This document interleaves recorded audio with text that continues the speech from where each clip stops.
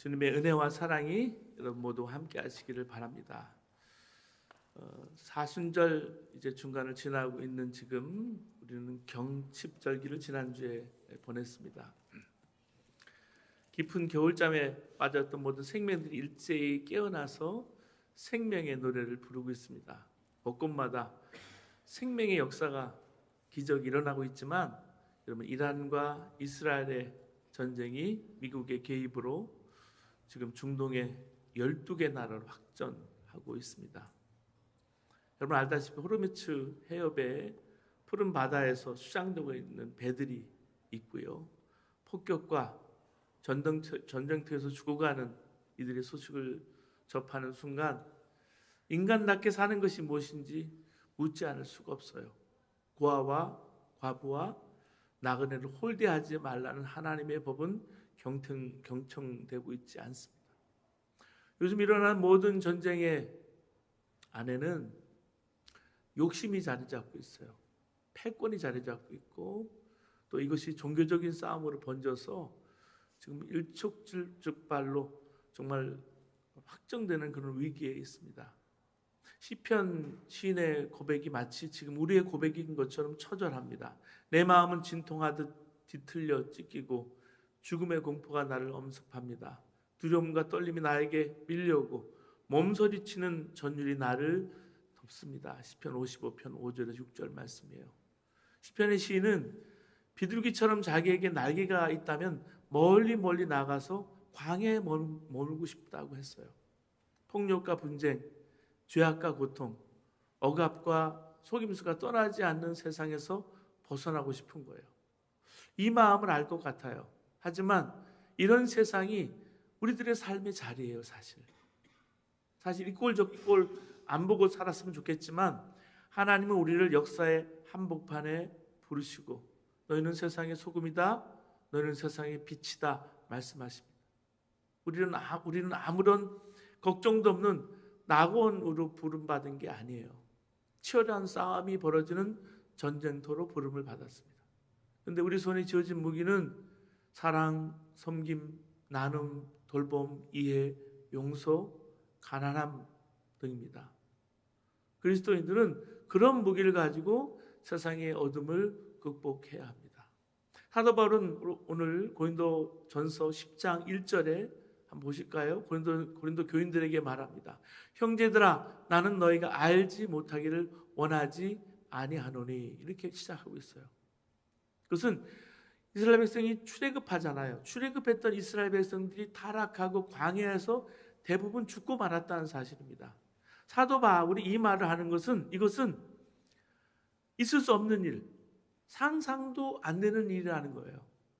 이스라엘 백성들처럼 하나님의 은혜를 받은 민족은 없었어요. 그들이 출애굽할 때 홍해를 지나지 않았습니까? 홍해를 지났는데 그때 민족이 함께 홍해에서 세례를 받은 사건이 그때 일어난 거예요.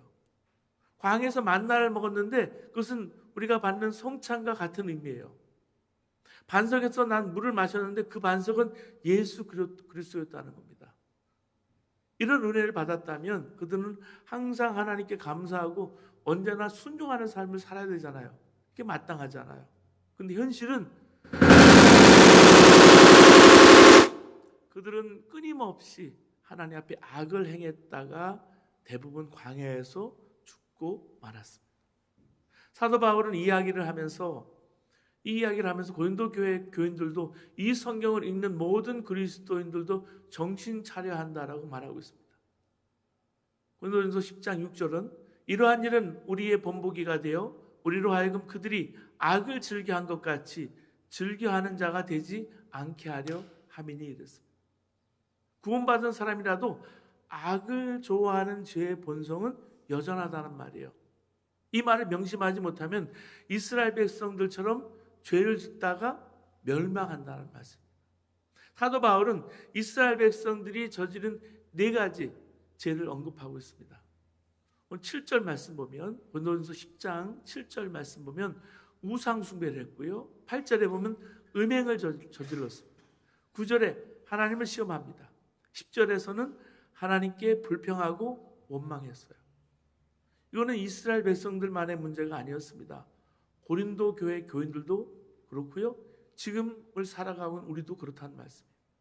사도 바울은 특히 스스로 믿음이 좋다고 자만하는 이들에게 경고했어요. 오늘 읽어주신 본문 12절 말씀 보실까요? 그런즉 선줄로 생각하는 자는 넘어질까 조심하라. 교인들 중에, 고린도 사람들 중에 자신은 영적으로 굳게 서 있다, 이렇게 생각하는 자만한 사람이 있었다는 얘기예요. 그들은 자기 의에 사로잡혀서 사도 바울을 의심하고 비난했습니다. 자기들이 옳다, 서로 옳다고 다투었어요. 우상 숭배하는 신전에 들어가서 제사 음식을 먹으면서 그것이 마치 자기들이 큰 믿음인 것처럼 자랑하면서 믿음이 약한 자들을 실족하게 만들었어요. 말도 안 되는 음행의 죄를 짓는 이들을 용납했어요. 그러면서 그들은 자신들이 믿음이 좋다라고 자만한 거예요. 자랑한 거예요. 그들은 자신들에게도 악을 좋아하는 죄의 본성이 있다는 사실을 인정하려고 하지 않았습니다. 사도 바울은 그런 교만함을 조심하지 않으면 섰다고 생각하는 너희들도 결국은 넘어진다, 경고한 거예요. 여러분, 계시록에 보면 7교회가 나오잖아요. 그런데 주님은 4대 교회를 책망하시면서 이렇게 말씀하시거든요. 내가 네 행위를 아노니 내가 살았다 하는 이름을 가졌으나 죽은 자로다. 계시록 3장 1절에 나와요. 살았다고 알고 있지만 역시 죽은 거나 마찬가지라는 말씀이에요. 오늘도 그렇습니다. 성도라는 것은 살았다는 의미잖아요. 목사, 장로, 권사, 집사, 교사 다 살았다는 이름이에요. 근데 실상은 죽은 사람들이 있다는 거예요. 이런 사람은 죄에 무너진 사람을 보면 어떻게 그런 죄를 지을 수 있어? 말합니다. 자기가 죄를 지었고 자기 죄가 드러나면 어떻게 될까요? 내가 그런 죄를 짓게 될 줄은 상상도 못했다, 그렇게 생각할 거예요. 이건 무서운 교만입니다. 무지예요. 여러분, 다윗을 보세요. 다윗처럼 하나님의 총애를 받은 자, 하나님 마음에 합한 자라고 별명이 붙은 사람이 다윗이었어요. 하지만 그 다윗도 충실한 신하 우리아의 아내 바세바와 간음하고 우리아를 결국은 전쟁터에 몰아서 죽게 만들잖아요. 끔찍한 죄를 저질렀어요. 문제는 그러고도 얼마나 뻔뻔했는지 몰라요. 하나님께서 보낸 나단 선지자가 와서 양과 소가 많은 부자가 가난한 자가 딸처럼 기르는 하나뿐인 암양을 잡아서 손님 대접했다는 말을 듣고 화를 내요. 노하면서 외칩니다. 여호와의 사심을 가리켜 맹세하노니 이 일을 행한 사람은 마땅히 죽을 자라. 사무엘하 12장 5절에. 자기가 죽을 자인데 남들은 죽을 자라고 말하고 있는 거예요. 자기에게 악을 좋아하는 죄의 본성이 있음을 명심하지 못하면 이와 같을 수 있다는 말씀이에요. 저는 모든 사람은 다 죄인이다라는 말씀을 잘 실감하지 못했습니다. 근데 주님께서 제 죄의 실상을 보게 하신 적이 있어요. 한 번은 고등학교 때 제 죄의 실상을 마치 필름처럼 구글해서 기도하는데요. 어릴 때부터 제가 죄를 졌던 것들이 다 생각나게 하는, 기억나게 하는, 어떻게 그럴 수가 있을까? 초등학교 때 울산에서 문방구 앞에서 팽이 하나 훔쳤다가 다시 갖다 놨는데 그것까지도 다 기억하게 하시는. 엄청 충격을 받았어요, 제가. 사람들 앞에서는 보이기는 모범생처럼 보여요. 근데 은밀히 지은 죄들을 생각할 때 부끄럽게 짝이 없었습니다. 은밀히 죄를 지을 수 있다는 것은 주님이 내 안에 계신다는 것을 실제로는 믿지 않았다는 증거잖아요. 내가 주님이 나와 함께 있고 주님이 나와 동행하고 내가 실제로 신학생이고 전도사고 목회하면서도 어떻게 내가 이 사역을 하고 내가 구원받은 사람이라고 할 수 있겠어요? 그 다음에 마음에 지은 죄입니다. 음욕을 품은 것은 성경에도 말하지만 실제로 간음한 것입니다. 미워한 것이 살인한 거라 그랬어요. 살인한 것.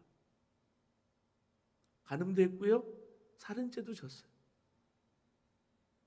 그 말씀 앞에 제가 어떻게 목회자이면서 말씀을 전하는 단에 서요. 목사직을 때려치라는 그런 음성까지 들었어요. 여러분, 간음한 자와 살인한 자가 어떻게 목사 일을 할 수 있어요? 그러면서도 다른 사람 판단하고 정죄하는 건 여전하더라고요. 근데 이게 가장 큰 죄예요. 교만한 죄예요. 죄인지도 모르는 거예요. 그러니까 바리새인 중에 바리새인일 수 있는 사람이 목사일 수 있는 거예요. 그렇다면 우리가 늘 죄에 넘어지고 마는 운명이라는 말은 결코 아닙니다. 사랑하는 여러분, 때때로 이런 사랑을 받는 우리에게도 시험이 있고요. 삶 속에 시련이 올 때가 있어요. 시험이 테스트처럼 올 때가 있고요. 또 템테이션처럼 올 때가 있잖아요. 그 시련, 트라이얼을 넘어가면 하나님 승리를 주시는데 그 시험에 빠지면요. 죄를 짓게 되는 거예요. 왜 우리에게 이런 시련을 주실까? 여러분은 어떠세요? 물론 여러 가지 이유가 있을 겁니다. 우리 아까 말씀드린 우리 죄 때문일 수도 있고요. 사탄이 주는 시련일 수도 있고요. 우리가 이해할 수도 없는 하나님 섭리 속에 일어난 일일 수도 있어요. 근데 분명한 것은 모든 그 시련의 마지막은 하나님의 풍성한 축복이라는 것입니다. 그렇기 때문에 누구든지 이 모든 시험을 믿음으로 끝냈을 때는 거기에는 반드시 하나님의 큰 축복이 있습니다. 보이지 않죠. 근데 이 사실을 미리 경험한 사도 야고보는 시련을 당하거나 하나님의 시험을 만나거든 모든 사람에게 이렇게 말합니다. 너희가 여러 가지 시험을 만나거든 온전히 기쁘게 여기라. 야고보서 1장 2절의 말씀. 사랑하는 여러분, 우리가 인생을 살다 보면 시험을 만납니다. 반드시 만납니다. 그런데 성경이 말하는 시험은 우리를 무너뜨리기 위해서가 아닙니다. 하나님 시험을 우리에게 허락하시잖아요. 욥에게도 사탄이 유혹을 할 때 시험을 허락하셨어요. 허락하신 이유는 우리를 파멸시키기 위해서가 아니라 그 시험을 통해서 더 크고 풍성한 축복으로 인도하시기 위해서. 그래서 믿는 사람은 시험 가운데서도 하나님께 감사하고 찬양할 수가 있습니다. 그리고 시험을 믿음으로 통과하려고 노력해야 합니다. 어느 집 아이가 시험을 봤는데 2등을 했어요. 사실 2등이면 아주 잘한 것이잖아요. 미국 같지 않고요. 한국은 다 등수가 이렇게 있잖아요. 근데 그 소식을 옆집 부인이 더 기뻐하면서 말합니다. 집사님네 아이가 이번에 2등을 했다면서요. 그러자 아이의 어머니가 이렇게 대답합니다. 아, 예. 뭐 그까지 끝까지고요.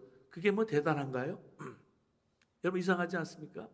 2등이면 기뻐해야 할 텐데 기쁘지가 않습니다. 왜 그럴까요? 위에 1등이 있기 때문에. 전교 1등도 있고 전국 1등도 있고 더 높은 것이 있기 때문에. 만약 그 아이가 늘 20등 하던 아이가 갑자기 2등을 했다면 얼마나 기뻐했겠어요. 그런데 계속 2등만 하면 또 마음이 얼마나 계속 불편합니까? 왜 그럴까요? 우리 안에 욕심이 있기 때문입니다. 욕심 때문에. 잘 생각해 보세요. 지금 일어나고 있는 전쟁들 그 안에 뭐가 있습니까? 욕심이 있는 거예요. 욕심이. 여러분 아이가 건강하게 학교 다니는 것만 해도 얼마나 감사한지 몰라요, 사실. 자녀들 얘기 나오면 우리 자녀는 어느 학교를 갔어. 우리 자녀는 어느 직장에 갔어. 연봉이 얼마야. 이게 주로 주제일 때가 상당히 많아요. 무슨 일을 해? 근데 우리 아이가요. 이렇게 살아있는 것만으로도 참 감사해요. 그걸 알게 하셨어요. 그 많은 시련을 통해서 우리 아이가 건강하게 살아있는 것만으로도. 비록 장애가 있다 할지라도. 저녁이 돼서 가족들이 다 무사히 집에 돌아오는 것만 해도 얼마나 큰 은혜예요. 여러분 프리를 타고 가보세요. 교통사고가 그냥 곳곳에 일어나요. 저녁이 돼서 함께 할 수 있는 것만, 살아있는 것만, 숨 쉬는 것만 해도 감사한데 하나님 우리의 눈을 열어주시면 갑자기 보이지 않던 감사가 보이기 시작합니다. 세상이 달라 보여요. 제가 어느 성도의 간증을 들으면서 은혜를 받은 적이 있거든요. 몇 년 전에 부인이 물건 하나를 비싸게 샀다면서 속상해하고 억울해합니다. 너무 비싸게 샀다 이거를. 그때 남편이 이렇게 말했다고 합니다. 나는 두 가지만 생각하면 억울한 게 없어. 하나는 내가 예수 믿은 거고 또 하나는 당신이 내 아내가 된 거야. 이것만 생각하면 난 억울할 게 없어. 여러분 이 말이요 단순한 말 같지만 깊은 말이에요. 사실 생각해 보세요. 세상에 아무리 잘 살아도 예수님 없이 죽어서 지옥에 간다면 그게 무슨 의미가 있겠어요. 근데 우리는 예수 믿는 사람이에요. 그보다 더 큰 복이 없어요. 게다가 하나님이 사랑하는 사람을 내 곁에 두셨어요. 그렇다면 돈 조금 손해보고 물건 좀 비싸게 산 게 뭐가 그렇게 억울한 일이 되겠어요. 이것을 아는 것이 시험을 이기는 지혜입니다. 근데 마음에 욕심이 들어오면 그 은혜가 하나도 안 보여요. 스스로 시험 속에 들어가 버리는 거예요. 서울대학 병원장을 지냈던 한만청 박사님이 쓴 책이 있습니다. 제목이 뭐냐면 암과 싸우지 말고 친구가 되라는 책이에요. 이분은 간암에 걸려서 서울대학 병원장이신 분이 3분의 2 간을 절제하는 큰 수술을 받았습니다. 여러분 간 수술 받거나 간 이식을 하는 분들이 쉽지가 않아요. 1년에 한 번씩 검사도 하고 하는데 주변에 그런 분들이 참 많거든요. 근데 이게 또 전이가 되면 너무 힘들어요. 2달 만에 다시 폐로 전이가 된 거예요. 이 한만청 박사가. 의학적으로는 생존율이 5%도 안 되는 절망적인 상황이었습니다. 근데 그분이 책에서 이렇게 말합니다. 암과 싸우지 말고 다스려라. 싸우지 말고 친구가 되어라. 이 말이 무슨 뜻일까요? 병을 이기는 것조차 욕심으로 하지 말라는 말입니다. 이미 병이 내 몸에 들어왔잖아요. 그걸 인정하기가 너무 어려워요. 이미 들어온 병이라면 그래 이제 함께 살아보자 하는 마음으로 받아들이고 차분히 다스려 나갔다는 겁니다. 그렇게 마음을 바꾸자 오히려 몸도 회복되고 기적적으로 살아나게 되었다는 겁니다. 사랑하는 여러분, 우리가 당하는 시험 가운데 가장 흔한 시험 중에 하나가 물질의 문제, 빈부의 문제입니다. 양극화 문제와 더불어서 제일 힘든 게 이 세계적인 빈부의 문제예요. 그러나 그 시험의 뿌리를 가만히 들여다보면 결국 욕심입니다. 많이 가진 사람도 욕심이 있고요. 없는 사람도 욕심이 있어요. 욕심이 생기면 감사가 사라지고요. 감사가 사라지면 모든 게 시험이 됩니다. 근데 영혼을 바라보는 눈을 뜨게 되면 우리는 이미 복을 받은 사람들이에요. 예수 믿는 은혜를 받았기 때문에 이 사실을 깨달았을 때 우리는 어떤 시험에서도 이렇게 고백할 수가 있습니다. 하나님, 이 시험도 저를 망하게 하려는 것이 아니라 더 큰 은혜로 이끄는 길임을 믿습니다. 사도 바울은 하나님께서 이렇게 감당할 수 없는 시련을 주지 않으시고 시련이 닥치면 반드시 피할 길도 주신다고 말씀하시는 음성을 들었습니다. 여러분 13절 말씀 보시면 우리가 지난번에 며칠 전에 이 말씀을 봤어요. 사람이 감당할 시험 밖에는 너희가 당할 것이 없나니 오직 하나님 미쁘사 너희가 감당하지 못할 시험 당하면 허락하지 아니하시고 시험 당할 즈음에 또한 피할 길을 내사 너희로 능히 감당하게 하시니라. 우리 안에 좀 전에 말씀드린 악을 좋아하는 죄의 본성이 있어요. 이 죄의 본성이 있는데 어떻게 우리가 온갖 시련과 시험을 이길 수 있다는 말인가? 하나님께서 우리를 도우시는 보혜사 성령을 우리 안에 임하게 하셨기 때문에 이길 수 있는 거예요. 성령께서는 우리가 육신을 가졌잖아요. 육신의 소욕, 육신의 본성을 따라가지 않고 주 예수님을 바라고 주님을 따라 살게 해주셨어요. 내 안에 주신 성령님 때문에. 이것이 하나님께서 우리에게 마련해 주신 시험을 벗어날 수 있는 길입니다. 그렇기 때문에 성도는 여러분 죄에서 자유로울 수는 없어요. 그렇지만 내 안에 계신 예수님과 함께하면서 동행하면서 예수님 붙잡으면 어떤 시련과 시험에도 승리할 수 있는 것입니다. 여러분 겉으로는 믿음 좋아 보이는 사람이 왜 죄 앞에 맥없이 무너지는 것을 우리가 볼까요? 예수님에 대해서는 알아요. 예수님 바라보고 예수님과 친밀히 동행하는 삶을 살지는 않아요. 예수님에 대해서는 예수님 나를 구원해 주시고 나와 함께 해주시는 분으로 내가 알아요. 근데 내가 예수 그리스도와 정말 내 안에 주님과 동행하지 않으면, 그렇게 살지 않으면 안 된다는 말씀이에요. 그런 사람은 겉으로는 믿음이 좋은 사람처럼 보이지만 실제로는 끊임없이 그 안에는 나밖에 없어요. 나. 세상의 소유, 성공, 육신의 정욕, 쾌락을 추구하며 살 수밖에 없어요. 그래서 가까이 있는 사람은 알아요. 영적으로 저 사람은 공허한 사람이구나. 욕심이 많은 사람이구나. 마귀는요, 끊임없이 우리 육신의 욕망을 충동질합니다. 그래서 구원받은 복을 다 잃어버리게 만들어요. 그렇기 때문에 언제나 내가 예수 그리스도와 함께 한다는 것, 내 안에 예수님이 계시다는 것, 예수님과 한 몸이 되었음을 명심하고 살아야 합니다. 그래서 우리가 성찬을 받잖아요. 성찬의 은혜가 그래요. 사랑하는 여러분, 유월절이 가까웠을 때입니다. 예수님은 이제 당신의 죽음이 멀지 않았다는 걸 알고 계셨어요. 그러나 그 마지막 밤에 주님은 제자들과 함께 유월절 마지막 식탁에 앉으셨습니다. 그 식탁에는 유월절 음식이 있었어요. 누룩이 들어가지 않는 빵이 있었고요, 맛자가 있었고요, 포도주가 있었습니다. 예수님은 가장의 역할을 마치셔서 이제 감사 기도를 드리신 후에 빵을 들어서 돌로 떼어서 제자들에게 나누셨습니다. 그리고 말씀하셨어요. 이것은 너희를 위하는 내 몸이다. 이것을 행하며 나를 기억하라. 식사가 끝난 후에 또 잔을 들어서 다시 말씀하셨어요.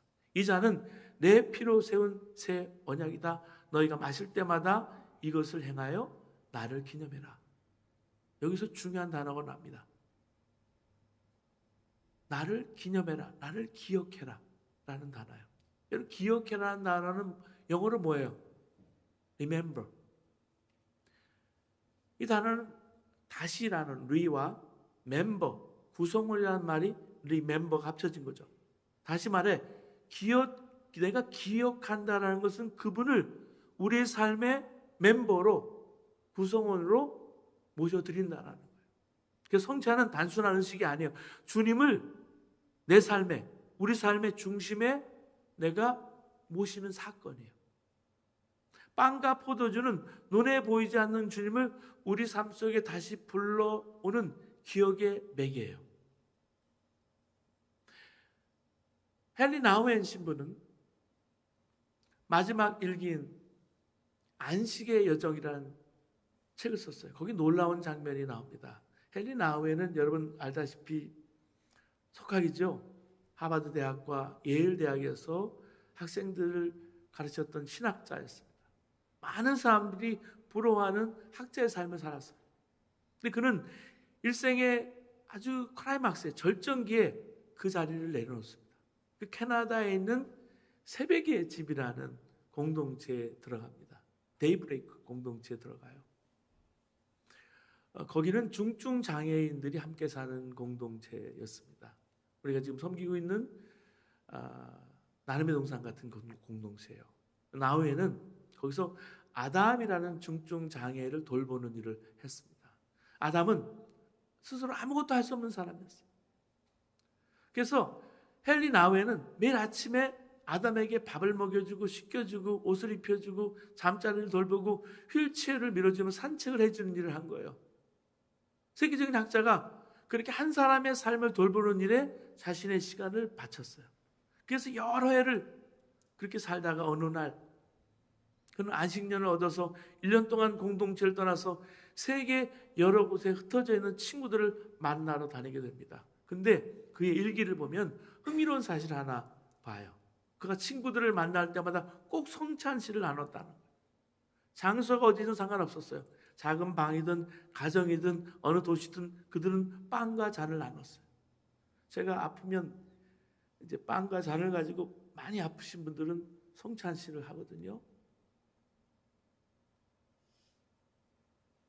왜 그럴까요? 성찬식을 하면서 다시 확인하는 거예요. 우리는 그리스도 안에서 한 형제자매다. 우리는 그리스도의 손과 발로 살아가는 사람들이다. 그런 표현이에요. 그래서 우정과 사귐의 중심에는 늘 성찬이 있는 거예요. 존 웨슬리 목사님도 성찬을 매우 중요하게 여겼어요. 그는 감리교인들에게 이렇게 권했습니다. 길을 가다가도 어디선가 성찬식이 있다는 소식을 들으면 먼저 참여하고 다시 길을 떠나라. 왜냐하면 성찬은 단순한 의식이 아니라 주님을 다시 기억하는 자리이기 때문입니다. 그 기억은 단순한 추억이 아니라 주님을 우리 삶 가운데 모시는 은혜의 사건이요. 다시 내 멤버로 모시는 거예요. 16절 말씀입니다. 우리가 축복하는 바 축복의 자는 그리스도의 피에 참여함이 아니며 우리의 떼는 떡은 그리스도의 몸에 참여함이 아니냐. 성찬을 통해서 예수 그리스도와 한 몸이 되었다는 것을 확인하는 겁니다. 그래서 언제나 성찬 받은 사람임을 기억하며 살아가는 거예요. 성찬은 주님과 나와 주님과만 하나 되는 게 아니라 성찬을 받은 다른 교인들과도 주 안에서 한 몸이 되었다라는 것을 깨닫게 해주기 때문에 성찬을 함께 받는 거예요. 17절에 떡이 하나여 많은 우리가 한 몸이니 이는 우리가 다 한 떡에 참여함이라. 정말 엄청난 역사입니다. 교회의 비밀이고 영광이에요. 다른 교인들과 한 몸 되기 싫어하는 사람도 있을 거예요. 그것은 본인의 자유죠. 그런데 그렇지만 주님과 한 몸 되는 것도 포기하는 것과 마찬가지입니다. 내가 다른 사람과 한 몸 되기가 싫다 그러면. 그래서 이 교회가요 너무 소중한 거예요. 교회가 없다면 어디서 함께 성찬을 받겠어. 귀신에게 제사하는 사람도 귀신과 한 몸이 된다는 것도 알아야 합니다. 그래서 성도는 무슨 일이 있어도 귀신과 교제하지 말아야 돼요. 접신, 무당 전 보는 거 다 똑같아요. 20절에 나는 너희가 귀신과 교제하는 자가 되기를 원하지 아니하노라. 21절에 너희가 주의 잔과 귀신의 잔을 겸하여 마시지 못하고 주의 식탁과 귀신의 식탁에 겸하여 참여하지 못하여. 여러분 우상 숭배가요 귀신이나 신상에 전하는 것만이 아니라는 사실을 명심해야 합니다. 탐심이 곧 우상 숭배예요. 골로새서 3장 5절에 그러므로 땅에 있는 지체를 죽이라 곧 음란과 부정과 사욕과 악한 정욕과 탐심이니 탐심은 우상 숭배니라. 세상에 절하고 사는 것, 자기밖에 모르고 자기 욕망을 위해 사는 게 다 우상 숭배라는 사실을 알아야 합니다. 사랑하는 여러분, 예수를 믿어도 적당히 믿어서는 안 되는 거예요. 우리가 예수님을 영접하고도 악을 좋아하는 죄의 보종을 따라 살면 예수님 무시하고 조롱하고 멸시하는 거예요. 마지막 22절 말씀입니다. 그러면 우리가 주를 노여워하시게 하겠느냐? 우리가 주보다 강한 자냐? 여러분 은밀히 죄를 짓고 영적 공허감에 빠져서 위선자로 지내는 고통을 아십니까? 마귀가 우는 사자처럼 삼킬 자를 두루 찾아다닌다는 사실을 여러분 아십니까? 예수님께서 저를 구원하려고 나 한 사람을 구원하려고 십자가에 피 흘려 주셨고요. 제가 죄의 본성을 따라 살지 않게 하시려고 내 안에 주님이 거하세요. 그럼 나도 당연히 주님과 함께 동행하며 주님 바라보고 살아야 할 것이 아니겠습니까? 이게 어떻게 지나치다고 할 수 있겠어요? 여러분 지금 전쟁터에 많은 폭탄이 미사일이 떨어지고 있지만 내 안에도 죄의 시한폭탄이 있다는 사실을 명심하고 사시기 바랍니다. 그래서 항상 긴장하고 선줄을 생각하지 말고요. 넘어질 수 있어요. 교만하지 않고. 저는 시험에 넘어지지 않게 하시는 것을 알기 때문에 이 사순절을 보내면서 매일 십자가에 내 자신이 내 자아가 죽고 십자가에서 예수 그리스도와 함께 하시기 바랍니다. 예수님의 생명이 내 안에 있는 성령님과 함께 하시는 삶을 삽니다. 십자가를 바라보고 매 시간 매 순간 주님과 동행하는 삶을 살아가시는 저와 여러분 되시기를 주님으로 축원합니다.